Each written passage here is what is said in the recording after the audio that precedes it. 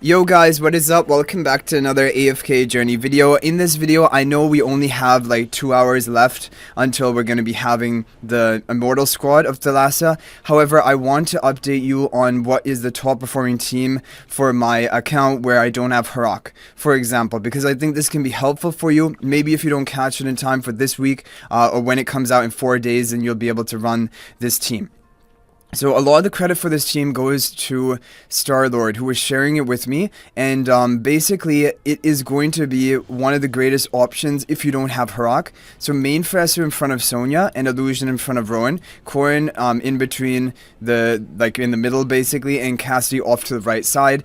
Cassadee ends up dealing a lot of damage, and Sonya deals the most damage though. And you will want to have her with the arcane charms. She's on the buff tile. Rowan is also on the buff tile, and he's going to be increasing like the energy, like allowing your team to basically spam their ultimates. And this is going to be with the Tide Call spell. So this is a really effective team. As always, in Aurora squad, there's a lot of RNG. Whether you're using the HARAK team or if you use this team, you're going to have to try multiple times until you can get a top score. But this first team can get up to even close to 60 billion damage, which is a really amazing score for team number one. But I don't think I got that high in this run. We'll watch the replays, but I got a little bit close to that. And for the team number two, now basically almost everyone, even free-to-play players, will have Merrily. So Merrily on this back tile with the resonating spell, and Tamesia is doing really well. And it's because Tamesia at Supreme Plus, she has some physical defense shred. She also will tank for your team well. Herself, she contributes a bit of true damage as well. But oh, and do her charms have any major? No, her charms are just about her own damage.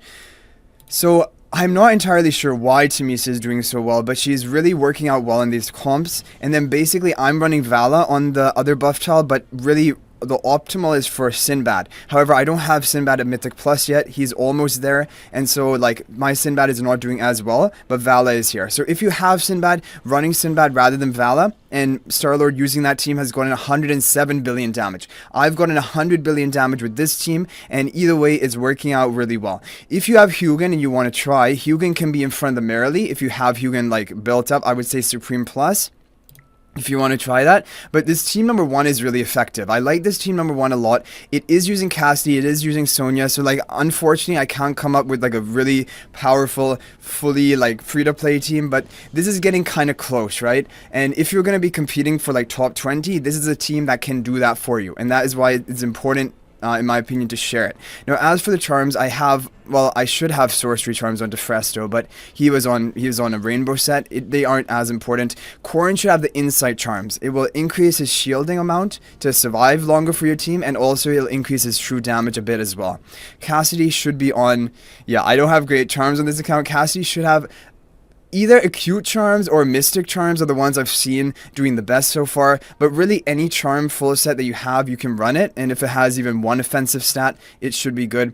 Rowan should be on the ultimate power charms, because then he'll give more energy generation. So basically, looking at my team, you can tell we're not optimized for the charms, but really the Sonya arcane charms, if we had Cassadee honestly on like mystic charms or even the Q charms, I really think this team would be up to 103 104 billion damage, and Corrin as well on the insight charm. So we don't have optimal charms, but the most important for this team are arcane on Sonya, which if you have Sonya built, you should have those. And she's also a priority to get these mythic double plus charms, V double plus charms, because she's really good for Dream Realm and she's good in Ravaged Realm.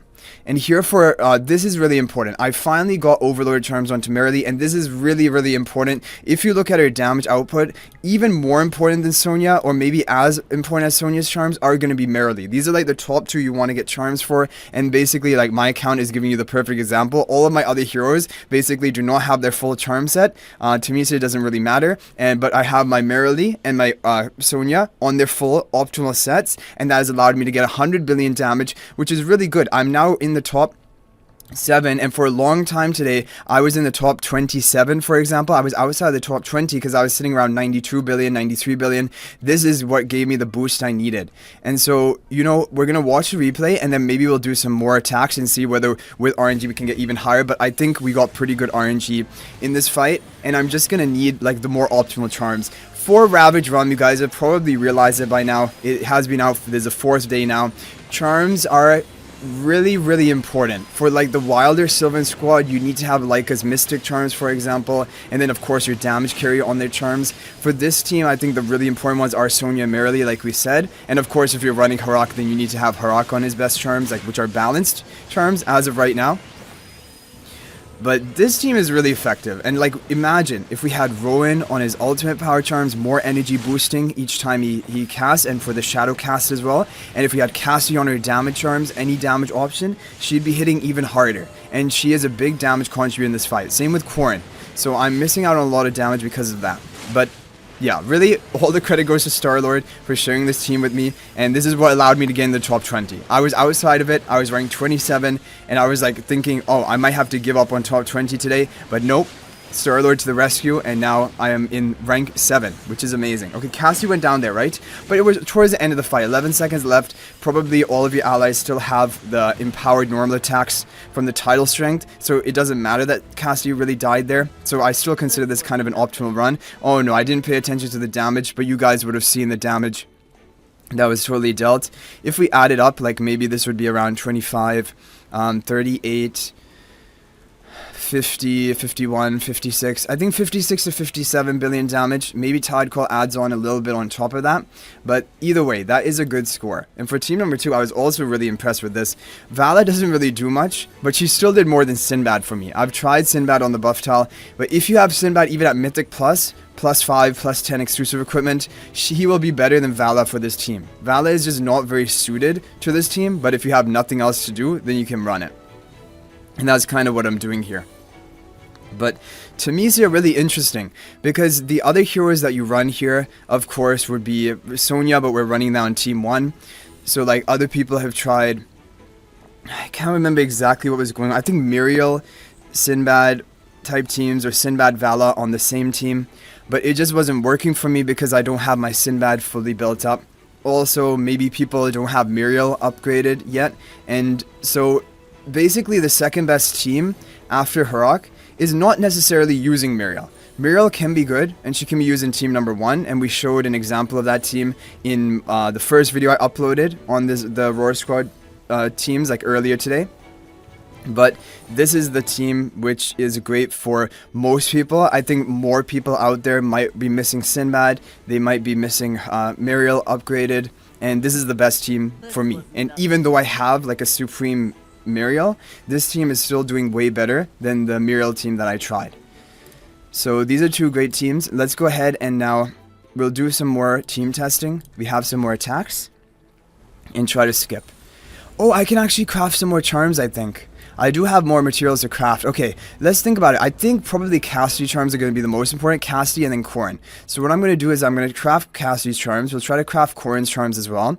One thing I do as well is because I don't necessarily think one set is way above all of the other ones. So I take a look at which ones I have. But I have some Mystic. I think I'm going to go for Mystic. Mystic for me has been doing pretty well. Like, if we take a look at what it provides, the skill power is going to, that one doesn't matter, and this one, you know, actually, skill power is not as important. Yeah, skill power is not as important, but the haste is nice, right?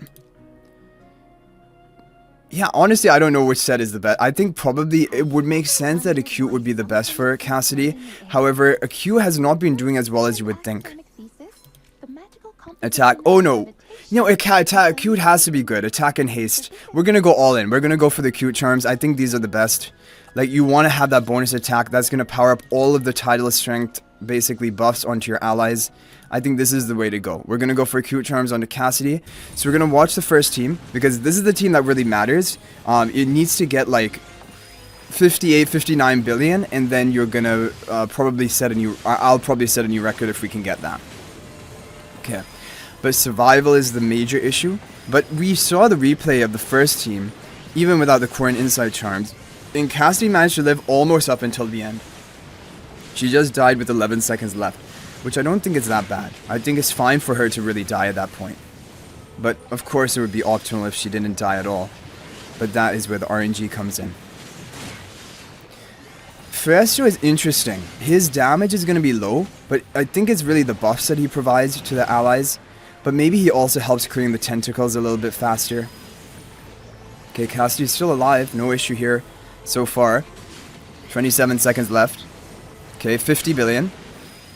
Looking good. Oh, boom. That was bad. Okay, yeah, that was really bad. Everyone died, and I think that is the other issue.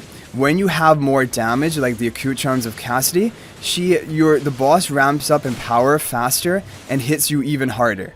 So that is why sometimes increasing your damage can end up being worse off for your team. We finally did manage to get a bit of a higher record, but I'm honestly telling you guys, based on what my testing has shown, even though Cassadee's damage is higher when you give her like the better charms, it feels like even if it does make a difference, it's a really minor difference. And also overall, I feel like your team is also usually wiping earlier on. Even though giving a hero a charm, which should always improve your damage, the problem is your team might end up dying earlier because of that, and things end up going worse.